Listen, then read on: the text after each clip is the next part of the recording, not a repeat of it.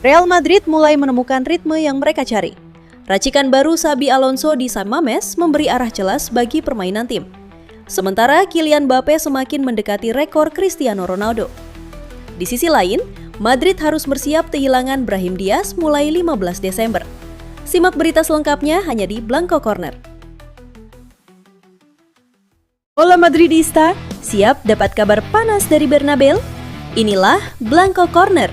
Semua berita terbaru dari Real Madrid kami rangkum khusus untuk kamu. Hala Madrid.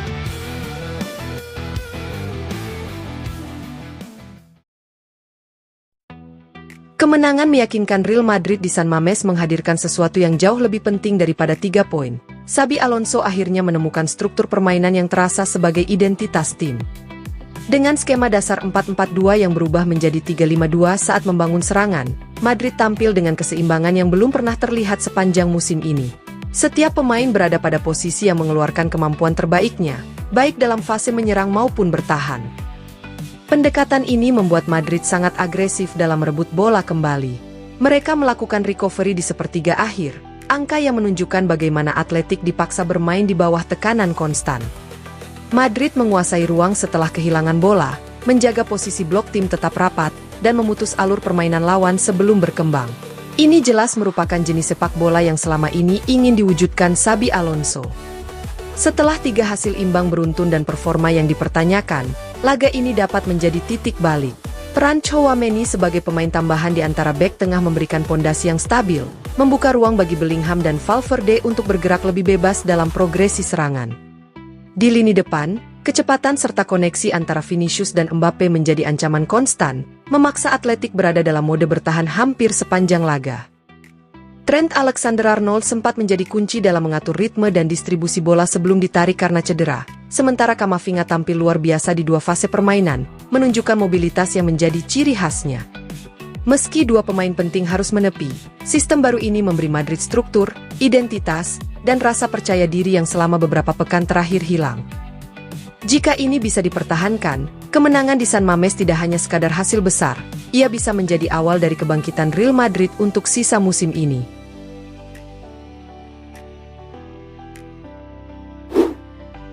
Kylian Mbappe terus menunjukkan bahwa dirinya bukan sekadar bintang baru di Real Madrid, melainkan mesin gol yang mampu menantang rekor-rekor paling prestisius dalam sejarah klub. Memasuki pertengahan musim 2025-26, pemain Prancis itu telah mengoleksi 25 gol dalam 20 pertandingan kompetitif, sebuah produktivitas luar biasa yang menjadi kelanjutan dari performa gemilangnya sepanjang tahun 2025. Jika digabungkan dari semua kompetisi tahun ini, Mbappe telah mencetak 55 gol, angka yang secara alami menyeret namanya ke dalam perbandingan dengan Cristiano Ronaldo. Rekor Ronaldo pada tahun 2013, 59 gol dalam 1 tahun kalender untuk Real Madrid, lama dianggap mustahil disamai, apalagi dilewati. Bahkan CR7 sendiri tidak pernah mencapai angka serupa di tahun-tahun berikutnya. Namun, Mbappe kini berada di ambang sejarah. Ia hanya membutuhkan 5 gol lagi di bulan Desember untuk melampaui capaian legenda Portugal itu. Kesempatannya terbuka lebar. Real Madrid masih memiliki 4 pertandingan tersisa sebelum pergantian tahun, 3 laga La Liga melawan Celta Vigo, Sevilla, dan Alaves, serta 1 duel Liga Champions melawan Manchester City. Ketiga pertandingan tersebut dianggap sebagai peluang ideal bagi Mbappe untuk menambah pundi-pundi golnya, sementara laga Eropa bisa menjadi panggung tambahan jika ia membutuhkan dorongan terakhir menuju angka 60. Ini bukan pertama kalinya Mbappe mendekati rekor Ronaldo. Baru-baru ini, ia memecahkan salah satu catatan CR7 dengan mencetak hat-trick tercepat kedua dalam sejarah Liga Champions saat menghadapi Olympiakos, hanya kalah dari Mohamed Salah. Dengan performa yang konsisten, efisiensi yang mengerikan di depan gawang, dan ritme permainan yang semakin matang di bawah Xabi Alonso, Mbappe kini berada di ambang menuliskan namanya sejajar, atau bahkan di atas, salah satu pencetak gol terbesar dalam sejarah Madrid. Bulan Desember akan menjadi saksi apakah ia mampu menyelesaikan misi bersejarah tersebut.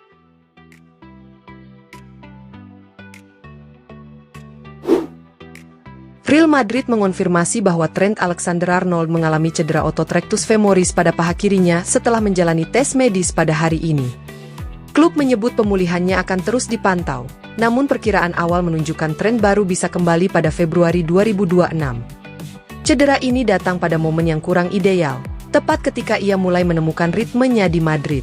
Penampilannya di San Mamés bahkan dinilai sebagai salah satu yang terbaik sejak bergabung.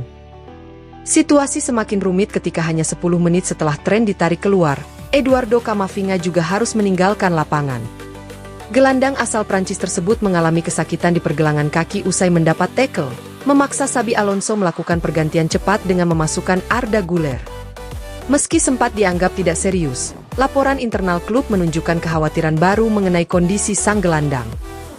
Pemeriksaan awal memastikan bahwa Camavinga mengalami ankle sprain ringan. Madrid akan melakukan tes lanjutan pada hari Sabtu untuk menentukan tingkat cedera dan estimasi waktunya kembali. Untuk saat ini, Camavinga belum dinyatakan absen dari laga melawan Celta, dan peluangnya untuk tampil masih terbuka tergantung hasil evaluasi medis berikutnya.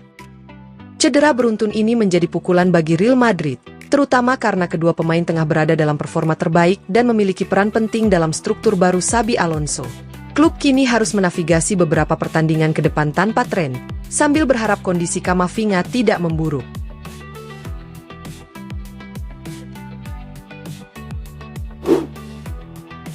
Real Madrid dipastikan tidak akan diperkuat Brahim Diaz mulai 15 Desember karena sang gelandang serang harus bergabung dengan timnas Maroko untuk Piala Afrika 2025. Sesuai aturan FIFA, para pemain yang tampil di turnamen tersebut wajib dilepas klub paling lambat pada tanggal tersebut. Di Valdebebas, keputusan ini bukan kejutan. Sejak Brahim memilih membela Maroko, Madrid memahami bahwa ketidakhadirannya dalam periode internasional akan menjadi rutinitas yang harus diantisipasi. Musim ini, Brahim tampil dengan kontribusi yang konsisten meski bukan pilihan utama. Di La Liga, ia beberapa kali menjadi pembeda melalui pergerakan dan kreativitasnya. Sementara di Liga Champions, ia telah mencatat 5 penampilan dengan total 150 menit dan 1 gol. Tingkat akurasi umpan 87% di kompetisi Eropa menunjukkan efektivitasnya ketika dipercaya turun ke lapangan. Ia juga mampu menciptakan peluang, melepaskan tembakan tepat sasaran, dan memberikan kedalaman tambahan pada serangan Madrid. Kepergiannya pada pertengahan Desember akan memaksa Real Madrid mengatur ulang struktur serangan mereka, terutama di periode sibuk menuju jeda musim dingin. Dengan jadwal padat di La Liga dan laga penting kontra Manchester City di Liga Champions, absennya Brahim berarti Xabi Alonso harus mencari alternatif baru di lini depan, baik dengan memberi menit lebih banyak kepada pemain muda maupun menata ulang kombinasi serangan yang sudah berjalan. Meski perannya belum sepenting para bintang inti, Brahim tetap menjadi opsi yang memberi kedinamisan, kreativitas, dan variasi taktik.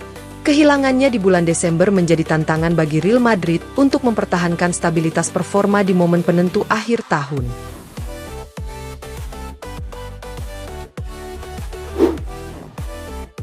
Thibaut Courtois menilai kemenangan 3-0 atas Athletic Club di San Mamés sebagai hasil yang sangat penting, terutama setelah Real Madrid melewati rentetan 3 hasil imbang. Ia menekankan bahwa kemenangan itu lahir dari kerja sama tim, tekanan tinggi, dan intensitas sejak menit pertama, sesuatu yang menurutnya sempat kurang di laga sebelumnya, terutama saat menghadapi Girona. Courtois menjelaskan bahwa Madrid tampil lebih kompak di semua aspek, baik dalam intensitas, organisasi, maupun penguasaan ruang. Meski ia menyadari Athletic bermain lebih terbuka, ia menegaskan bahwa performa Madrid kali ini jauh lebih solid dan berada pada jalur yang tepat. Kiper asal Belgia itu juga memuji Kylian Mbappé, menyebut bahwa ada momen ketika ia merasa sangat beruntung karena tidak harus menghadapinya sebagai lawan. Menurut Courtois, level Mbappé berada di atas dan seluruh tim sangat menikmati kontribusinya. Terkait 2 penyelamatan pentingnya, Courtois menjelaskan bahwa ia hanya mencoba membaca situasi secepat mungkin.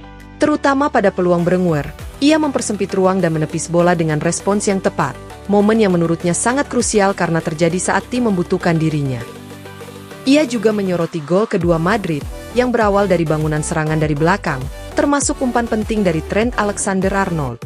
Kombinasi Mbappé, Trent, dan penyelesaian Camavinga disebutnya sebagai contoh sempurna bagaimana Madrid harus mengisi kotak penalti dengan lebih agresif. Courtois menegaskan bahwa kehadiran gelandang di kotak penalti adalah faktor penting yang sempat hilang dalam beberapa laga terakhir dan kini mulai kembali. Terima kasih sudah nonton Blanco Corner. Jangan lupa tekan like, share, dan subscribe supaya kamu gak ketinggalan semua kabar terbaru Real Madrid. Hala Madrid!